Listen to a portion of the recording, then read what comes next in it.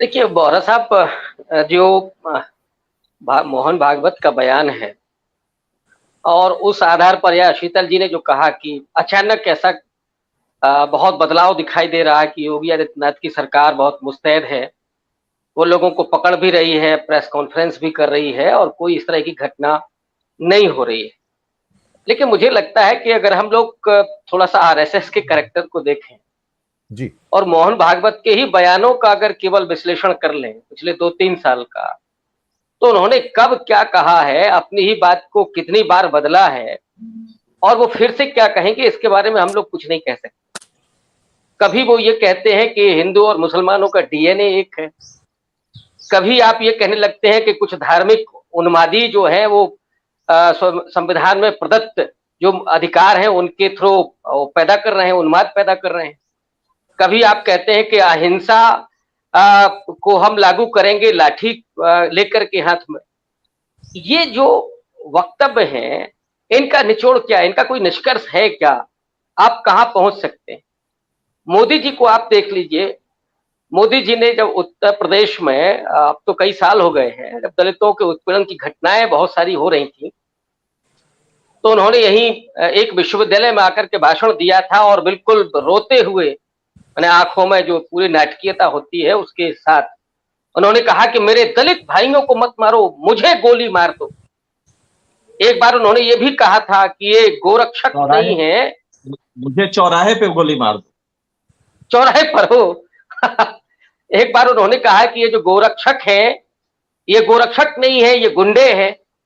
अब मैं जानना ये चाहता हूं कि इन वक्तव्यों के बाद क्या दलित उत्पीड़न की और दलितों की हत्याओं की, दलित महिलाओं के बलात्कार की घटनाएं क्या रुकी?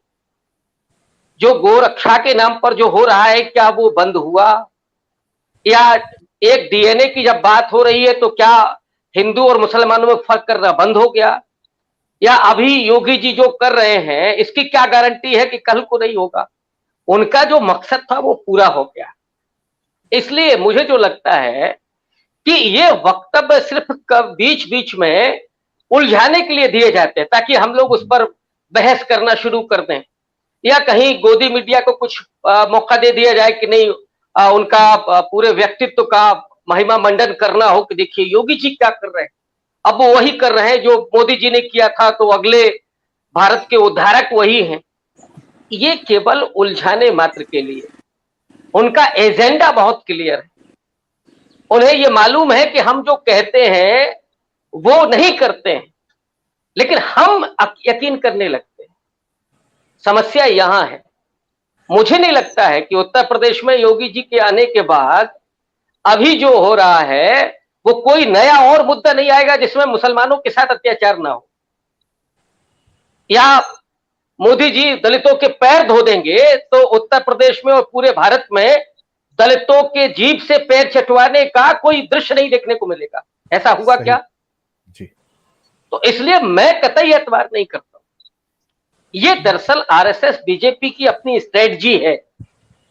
उनको जो करना था, मस्जिदों के सामने वो डीजे लगा करके उत्तेजक नारे लगाएं, गालियां दें और काटे जाएंगे, जैसे मैं उन शब्दों को दोहरा भी नहीं सकता, ऐसे नारे लगाए जाएं।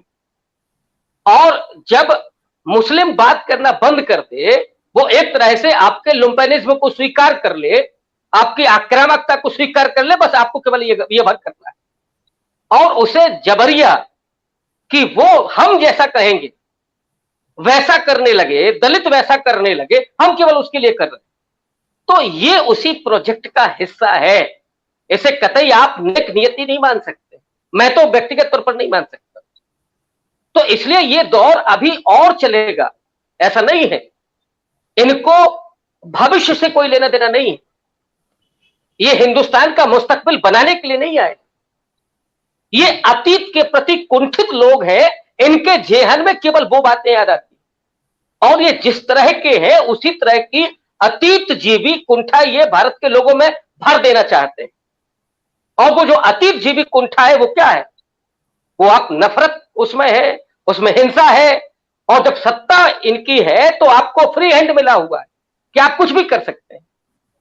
ये जो गाजियाबाद नोएडा में कहा वो साधु बैठा हुआ है, सो कॉल्ड, जो धर्म संसद करने वाले जो साधु सन्यासी हैं, इन पर लगाम लगी क्या? बीच में सुप्रीम कोर्ट कुछ कह देता है तो साहब कुछ पालन होने लगता है, लेकिन ये चीजें रोकने वाली नहीं है, क्योंकि इनकी मानसिकता में वो चीजें हैं। मैं क्या मान लूं कि इनका हृदय परिवर्तन हो गया है, या सत्ता में आने के बाद इन्होंने अपनी उस जिम्मेदारी को महसूस कर लिया है? मुझे नहीं लगता। ये इनको कोई लेना देना नहीं है, न तो भारत के निर्माण से, ना मूल अधिकारों को संरक्षित करने के, मानवाधिकारों को बचाए रखने के, दलितों, मुसलमानों या महिलाओं के उत्थान का इनमें कोई इस तरह की सदाशयता नहीं है। एकमात्र उद्देश्य है कि हम अपने वैचारिकी के अनुसार हिंदुस्तान को बनाएं और लोगों को डरा करके रखें और सत्ता सुख भोगें, इसके अलावा कुछ नहीं। मैंने कहा ना कि इनको मुस्तकबिल से कोई लेना देना नहीं, भविष्य से कोई लेना देना नहीं है। वर्तमान हमारा कैसा हो, हम बस वर्तमान में सत्ता भोग रहे हैं, और उसके लिए जो भी हो सकता है, ये फ्रिंज एलिमेंट आज अचानक थोड़ी ना पैदा हो गए या अब बंद हो जाएंगे, मुझे नहीं लगता। अब एक संगठन आता है, वो थोड़ा सा जमीतोज होता है, वो पृष्ठभूमि में जाता है, दूसरा खड़ा हो जाता है। ये कैसे खड़े हो रहे हैं? 8 साल हो गए साहब सत्ता को। तो इसलिए मुझे तो कोई एतबार नहीं है, ना योगी जी पर, ना मोहन भागवत पर, ना नरेंद्र मोदी पर, कि वो जो कह रहे हैं उसके अनुसार उनकी नेक नियति है, और अब वो भारत को बदलते हुए देखना चाहते, ऐसा मुझे कतई नहीं लगता।